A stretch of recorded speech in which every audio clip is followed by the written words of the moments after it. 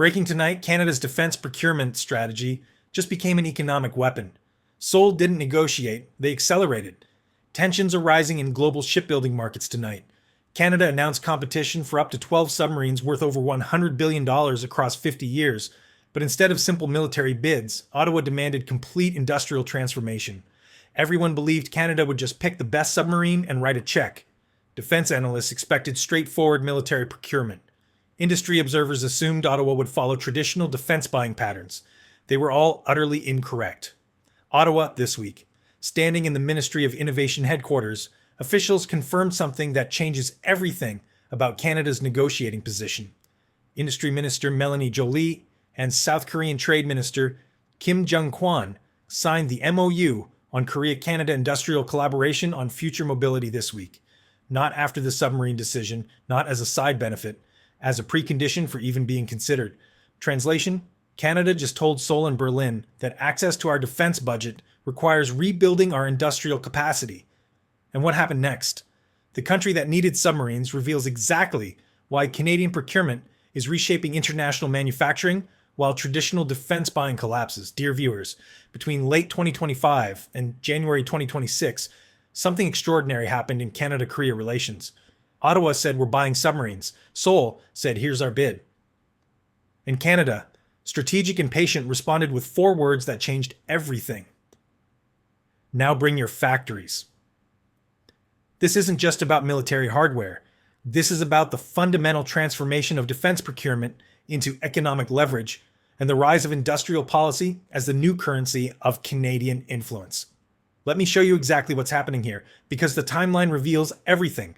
On December 2025, Canada narrows submarine competition to 2 finalists. South Korea's Hanwha Group offering the KSS-3 Batch 2, Germany's ThyssenKrupp Marine Systems offering the 212CD as part of a German-Norwegian partnership. Both diesel-electric submarines, both technically capable, both desperately wanting this contract. But here's where it gets interesting. Canada doesn't just evaluate submarine specifications. Ottawa asked both governments a question that hasn't been standard in defense procurement. What are you going to build in Canada besides submarines? Think about that for a moment. Canada turned a military purchase into an industrial policy negotiation, not requesting, demanding. The South Korean response? Immediate and comprehensive. January 21st, 2026. Seoul sends a government delegation to Ottawa, not just trade officials.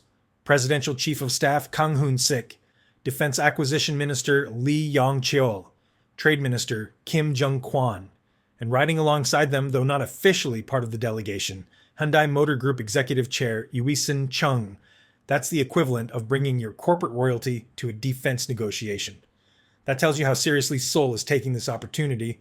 This week, the MOU gets signed, and the scope is breathtaking.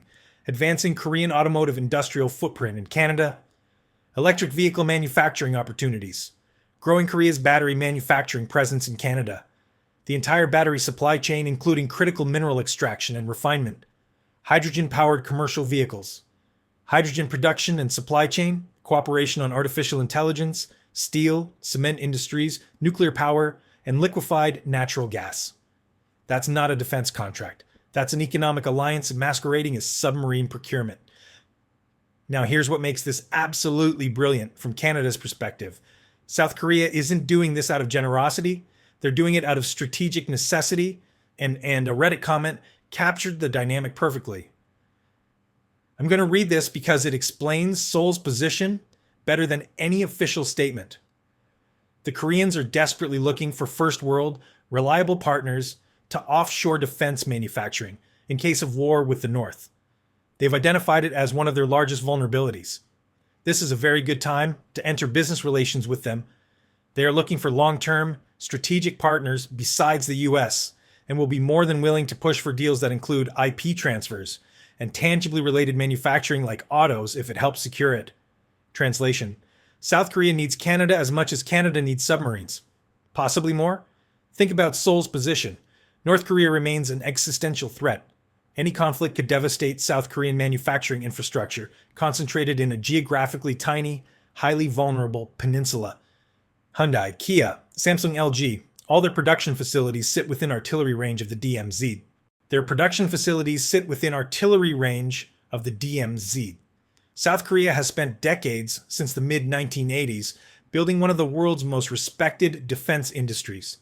They turned out 4.1 million vehicles in 2025, ranking among the world's top car-making countries. They developed submarine technology, aerospace capabilities, advanced shipbuilding. But all of it sits in one very dangerous neighborhood. Canada offers something Seoul cannot manufacture on their own: geographic security, a stable democracy, rule of law, physical distance from regional conflicts, access to critical minerals, a highly educated workforce, and most importantly, a proven record of honoring long-term partnerships. So, when Ottawa says, "bring your auto factories," Seoul doesn't negotiate.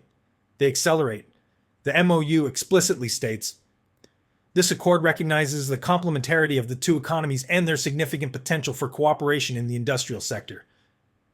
That's diplomatic language for we need each other and we both know it. Now look at what Canada is actually securing here. Hyundai potentially returning to Canadian manufacturing after leaving Quebec in the late 1980s. That's not just symbolic, that's Hyundai admitting their previous exit was premature and Canada's market fundamentals have strengthened enough to warrant re-entry. Battery manufacturing expansion.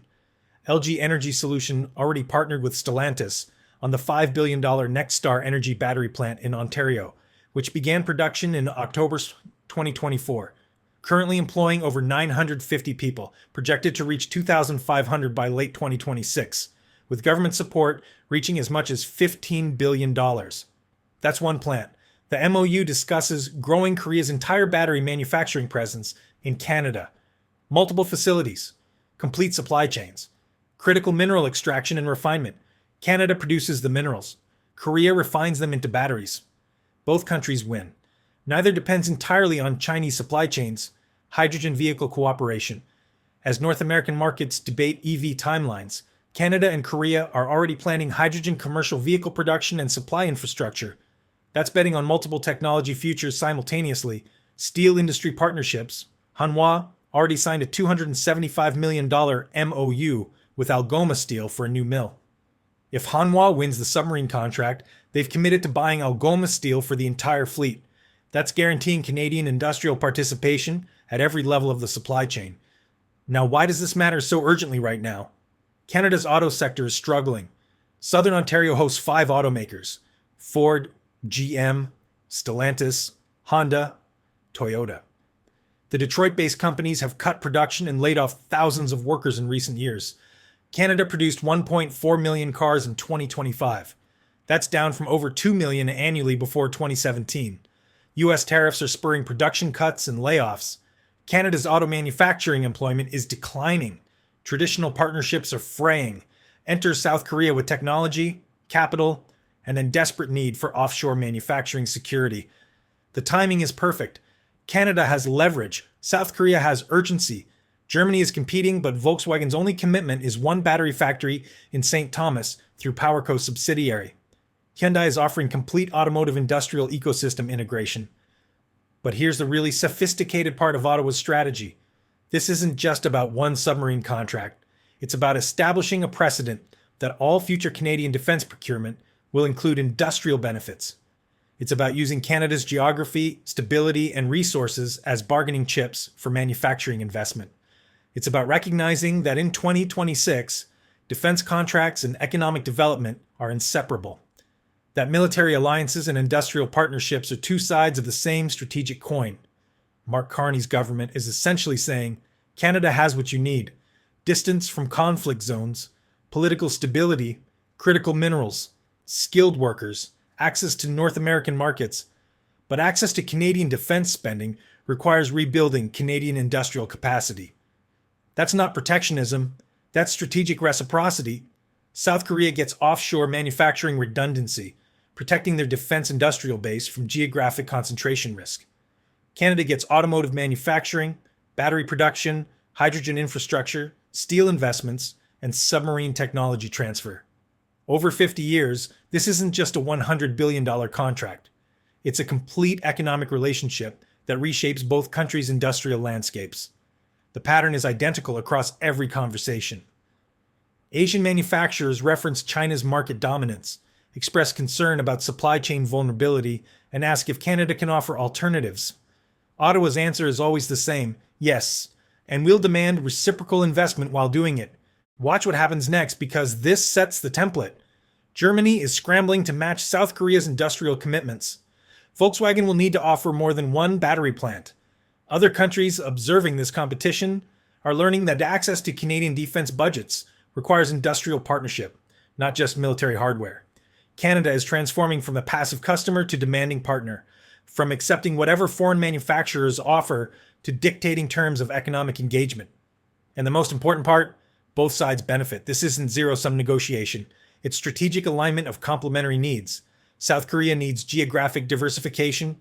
Canada needs manufacturing investment. South Korea has automotive technology. Canada has critical minerals. South Korea faces regional instability. Canada offers continental security. The submarine competition isn't really about submarines anymore. It's about which country is willing to integrate their economy with Canada's most comprehensively. It's about who understands that modern partnerships require sharing both risks and rewards.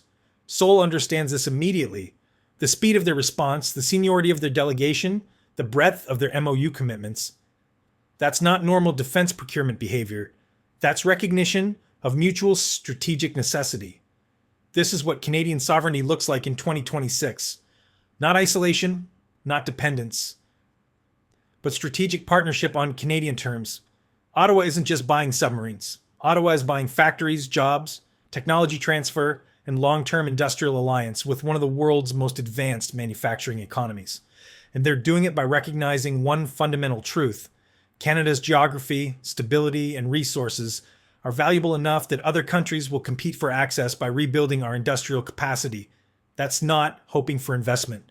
That's demanding it as the price of partnership. The submarine decision isn't coming for months, but the economic transformation has already begun. If this analysis helps you understand how defense procurement is reshaping Canadian industrial strategy, the channel would appreciate your support. This is Canada Next, where we cover how Ottawa is turning military spending into economic leverage, one strategic partnership at a time.